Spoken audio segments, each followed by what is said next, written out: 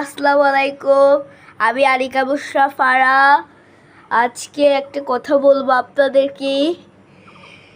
সত্যি কথায় আছে না, রতনে যতন মিলে।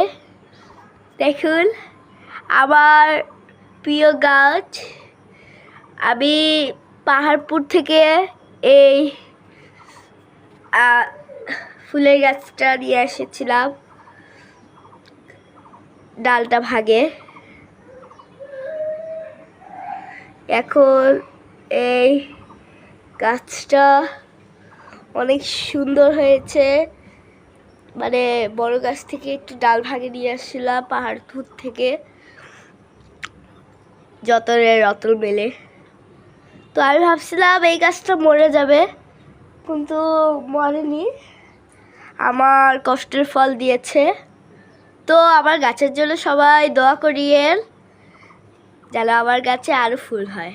Bye bye.